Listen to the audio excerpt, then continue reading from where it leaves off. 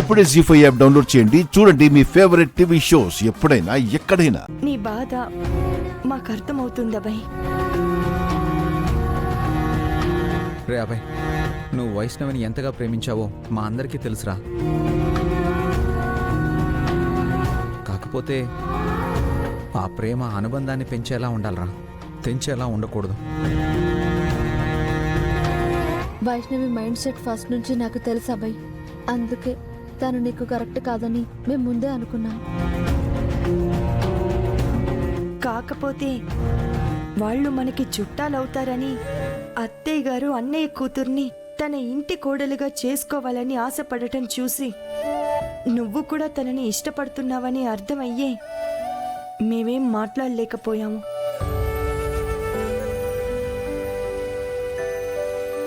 రే అబ్బాయి, జనరల్గా పెళ్ళైతే ఆడపిల్ల జీవితం మారుతుందంటారు,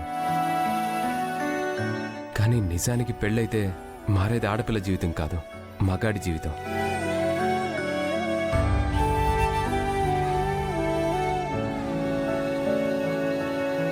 అర్థం చేసుకునే భార్య వస్తే అది స్వర్గంలా ఉంటుంది,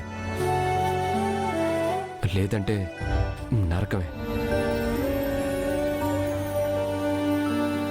ఒక విధంగా నువ్వు చాలా అదృష్టవంతుడు అని చెప్పాలబ్బాయి.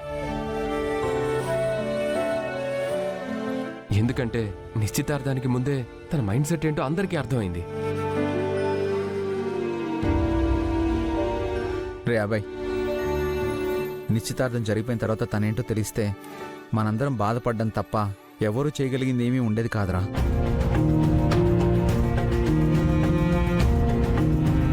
మాదేముందిరా, నీకు అన్నలం, వాళ్ళు మీ వదినలు. నీ భార్యతో నచ్చితే మాట్లాడతాం, లేదంటే దూరంగా ఉంటాం. కానీ నువ్వు అలా కాదు కదా. నీకు నచ్చినా నచ్చకపోయినా ఎప్పుడూ తన పక్కన ఉండాల్సింది నువ్వే కదరా.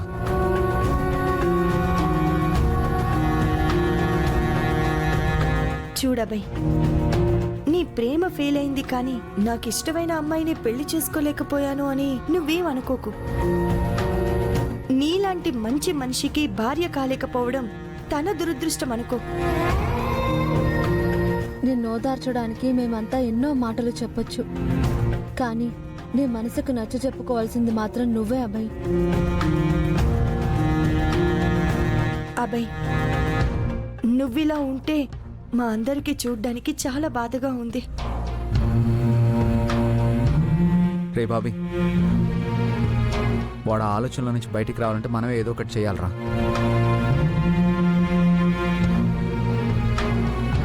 అనయ్య, పోనీ ఓ పని చేద్దాం. నేను ఎలాగో కన్స్ట్రక్షన్ బిజినెస్ స్టార్ట్ చేస్తున్నా కదా, వీడు నాకు తోడుగా వచ్చాడు అనుకో, వీడి మూడు నుంచి బయటపడినట్టుంటుంది, నాకు హెల్ప్ అయినట్టుగా ఉంటుంది. రే అలాగే రా, అలాగే చేద్దాం. రే అబ్బాయి, నువ్వేమంటావురా?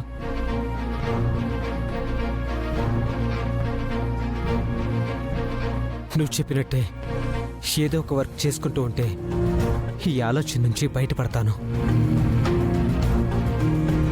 నేను కూడా చిన్నన్నయ్యతో పాటు కన్స్ట్రక్షన్ వర్క్ చేసుకుంటా.